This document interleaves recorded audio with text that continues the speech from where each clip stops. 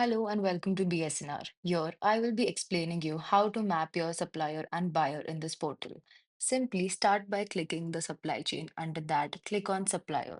Now, start entering the mandatory details like state, district, supplier role, and supplier. Other details are optional. Now, in the supplier dropdown, the EUDR approved suppliers will be marked as green. Once you select a supplier, simply click on Add Supplier. The respective supplier will be added automatically.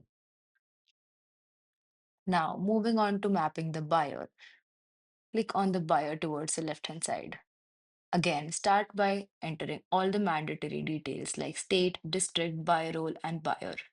Other details are optional. Now, again, in the buyer dropdown, the EUDR approved buyers will be marked as green.